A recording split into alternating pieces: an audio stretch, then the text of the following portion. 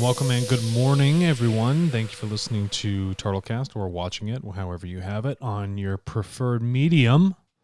And speaking of mediums, we got to talk about the new digital medium post-COVID and what that means for businesses and their analytics. Well, Alexander McKay, as I look into this Forbes article, they're talking about recalibrating your customer analytics strategy. I love it. Recalibrate. And so we're getting into the forefront of data being important for your business and what that's looking like in this as we get into a post-pandemic. Because I think what happened in this year and a half, and what companies done, and they know that data-driven companies, did well. So now everybody's going to follow along. So now all of these companies, whether you're Uber or whether you're Kroger, whoever it may be, it's going to be data-driven. Yeah. I mean, that's the new. We've known this we've talked about this before the pandemic, but I mean, we're a data company. We are the data driver. Yes. It is like we built the car, it's like we built the Tesla, and now we're just having people drive them. Mm-hmm. It's like, here's your tool. What are you gonna do with it? And so I want to get into, in this article, they talk about. They said, while digital transformation of selling will benefit all business long term, it requires some big changes. Big B-I-G to data. And so they gave these things, and I want to get into these. And so one of the ways is manage data. How companies manage data. First of all, they do a poor job. Some of them do. They have bad security measures. They silo it and archive it and keep it ice cold and never really analyze it properly. Maybe it's in folders that people are like, oh my gosh, I didn't realize this was in here. Some things are on cloud processes or stored on some sort of server that isn't connected with another one. So your storage lacks fungibility. There's a lot of issues with it.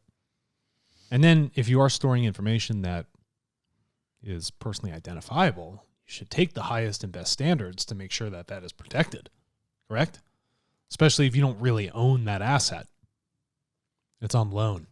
No, but I mean, we were just going over, and we're going to do a show on it, but we're going over Uber's new data policy, and they were talking about the data they own. Mm-hmm.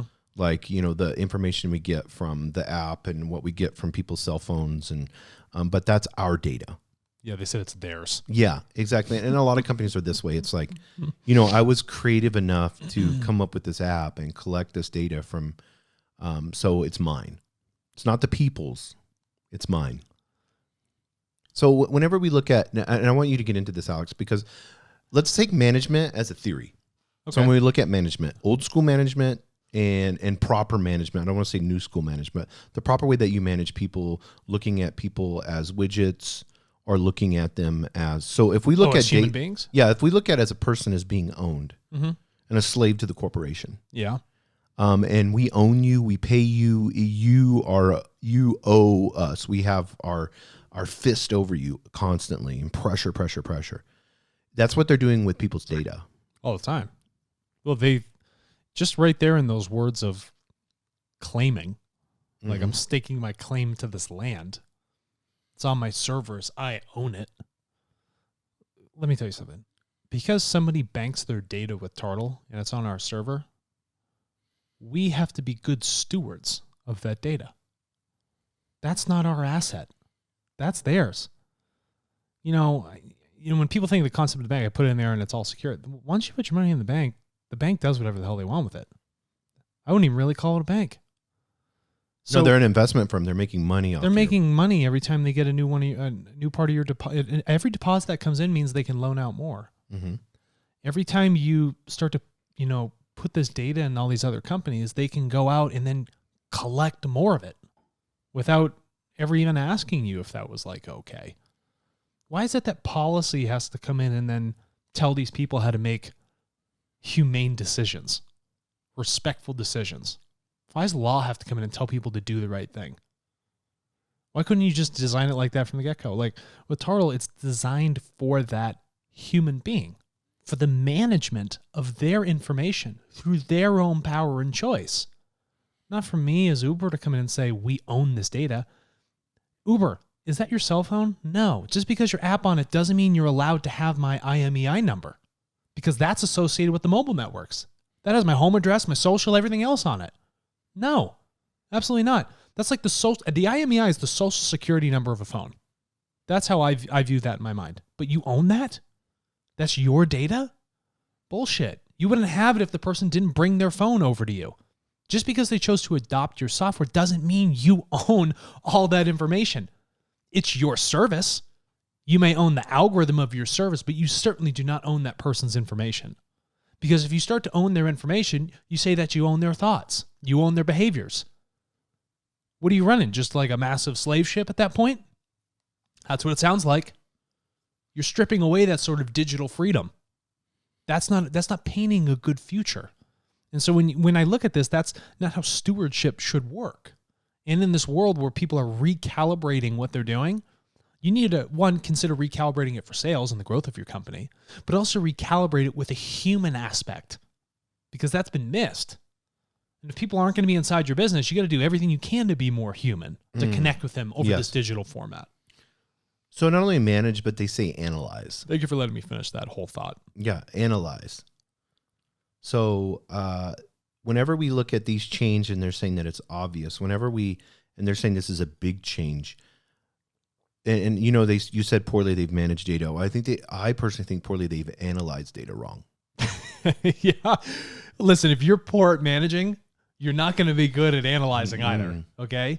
Because if you're really analytical, you'd be really analytical about how you manage things. Would you not? But it's almost like hoarders, you know, for the sake of hoarding. You've been into a hoarder's house? Yeah. They don't know why they're doing it. You know, it's just like a subconscious thing. They just know that they have all of this. They're just collecting as much as they can. And then from there, there's no rhyme or reason. And then from there, we'll try to figure it out. And so I guess we can hire a few data scientists and see if we can come up with something good for our marketing plan. But then you have mountains of information. You've collected all the stuff and you're like, well, what do I do with it first? And then you got to ask the question, well, what stuff do I bring to Goodwill? You know what I mean? You got so much in your house. Like, what do I donate first? Oh, I don't even know where to start. Or are they looking at as, what can I sell off to a company? That's because your intention wasn't focused. You're just like, now I have all the stuff. I got to sell it. I got to get it out of here. You know what I mean? Oh, wait a minute. Is there money to be made from these piles of data that are around me in my hoarded house? But I think taking that piles of data and using TARTLE and then allowing it to be ethically sourced through a first party. Nice job, Jason. Now you're able to properly analyze. Nice job. Ethically sourced? Yeah, you're on it. Well, you are properly analyzing. But why, though? It's so you eat like good, nice, organic food, goes in your body. It processes so well. It's clean, right? Helps you maintain that equilibrium. You feel good. But if I'm hoarding all this stuff and I'm just just eating it down, it's going to take more server load. I have to store it more. It's going to have a higher cost. And then hopefully I can get some sort of positive benefit from it. But I don't even know what thing to ingest first. I have no focus. It's like I took everything under the sun and made this like weird, like stew. And I'm ingesting it, and the stew's not making me feel well, right? Because there's no focus about what I actually wanted in that stew, how I want to analyze it and ingest that information. Nothing about that was ethically sourced.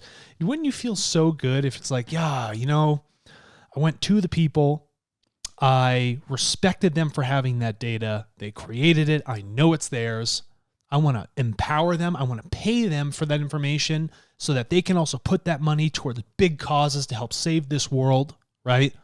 And at the same time, I can deliver them products or services that make sense, that aren't wasteful, that are truly, egalitarian, humanitarian, all those things. And I can make a buck at the same time. That sounds like a pretty good model we should focus on. But it also requires good analysis and a good analysis of great data. And you can only find that if you ethically source that data. In Forbes in here, they talk about the emotional quotient, right? Their specific quote is, businesses will need to find new ways to use new data from customer transcription and digital engagement platforms. So what they're doing is they're just trying to grab this information that's happened after the fact and then decide, that's the emotional state of the individual. And then do this big comparative analytic to say, this person's like this person. Well, that's fundamentally not true. Everybody's individuals, right? What you should be doing is finding that proactive, that leading data. Again, they're looking at emotional quotient, but everything's happening after the fact. All the analytical models are after the fact. You've collected this data after the fact. Nothing you're doing met it ahead of time. You're only putting out fires in a post-COVID world. No, and I think it leads us right into the third one, which is protect. Yeah. So they use, and I would put protect first. Personally, if I was gonna rate these big changes in the way that corporations handle data, number one, we should be looking at it in a protection sense first. Yeah. So say you buy something on the TARTLE marketplace. First of all, these individuals are protecting their data by banking it with TARTLE, just because of our encryption standards, everything we do to make sure that that is absolutely protected and under their control only. Once they sell that to a business, whether, if you are one of these highlighted individuals in Forbes, you own that information. So if you want to protect the value of your information, well, then you have to make sure that you protect it to the best of your ability. And, if you don't want any liability on the back end for someone like getting into your servers or there's a leak because it has personally identifiable information, well, then you need to do a good job to look at that in the protection stance. If something is not protected, you can't uphold the value of that asset that you own. So protection should come first. How do we do this for the defense of maintaining the value? The value of the asset, maintaining the value of a human being. You have to protect it first. That's why policies are put in place by, states. That's what they're trying to do. They're like, let's protect this in the event of something bad happening. So that should preclude all these other things. This is what happens first. And then from that, now I can work on my analytics, after I've figured out where I'm sourcing it from. So do I have the ability to protect this asset? So if I'm buying gold, do I just store it out in the front yard? No gate, no cameras. You know what I mean? Protection comes first. If I'm going to own something that's valuable, I got to make sure I take care of it. You don't just buy the Ferrari and just throw it in a neighborhood that's known for high, auto theft. That's irresponsible. So it's about making the responsible decision first. And I think the next one, which is not a bad word, and I want to talk about this real quick, monetize. So if you're a hoarder and you're just collecting a bunch of data, or you think of, we think of the hoarder shows and all that. Yeah. There has to be an exchange. It has to move. You can't just collect it. And see, this is a problem. This is why they're so inefficient with data and why we're not being able to monetize data properly. They're just collecting it, hoarding it. They're doing they're doing a disservice in the way they analyze it, the way they manage it. So now when it comes to monetize it, they're not being able to monetize it because they're just collecting this and it's actually costing them with the amount of server farms that they have. Yeah. If they use TARTLE, now we have an exchange working. They can create an annuity. Yes. This is awesome. Now I can move this asset around. If I do an analysis or research report, I don't care what it is, I can sell that on TARTLE. I think this may be a smart thing. These businesses should learn from the people we have across 213 countries in the globe. 213. They should learn from them as a model to say that, wow, they're taking their information and monetizing it. It's not just cooped up somewhere. Why don't we do that? Or why don't we buy information from them, do an analysis, and then we can also sell our analysis on TARTLE. Mm-hmm. I don't care. We've given you the option to do something, but listen, if it works for them, it's got to work for you. And if it didn't, it wouldn't be a good system.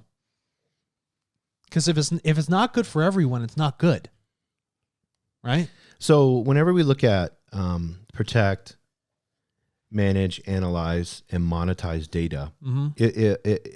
If a buyer's listening to this, someone that wants to purchase data, or maybe they want to use the data that they have with the customers that they have now and then use TARTLE, what is the way that they can do that? Well, if you'd want to do that, you would send an email out to your customers or however you communicate to them. Text, I don't care what it is. Hard mailing and says, we want to ethically source data from you. We want to learn from you. We want to respect what you're creating. Please sign up on TARTLE and allow us to purchase this information from you. And feel free to donate those earnings towards causes you care about or go buy yourself a sandwich. Anything around that sort of message. It's that simple. All you have to, the tool's out there. It's an open marketplace. Anybody can join it. That's why we're in so many countries so quickly. Just be like, as a company, we want to ethically source your data. We want to take the next step. We want to show you that we are a leader, that we respect you. So what's the incentive besides ethically? What's the incentive for me to use the data that I have in the TARTLE marketplace? As a business? Yeah, as a business. Well, don't you want more revenue streams? Because more revenue, cash is king, right? You'll understand it as business. If you don't got cash, if you don't have revenue, you don't have health. You're a dying business. You have to ask for more loans and then collateralize that against things that you don't want to collateralize. So if you want to open up a new revenue stream for yourself, go use TARTLE. Don't take some backdoor thing with some ridiculous approach that has some sort of inflated price with old information. Act on things that make sense. Share that knowledge. Elevate everybody. A rising tide lifts all ships. Be that tide. Right?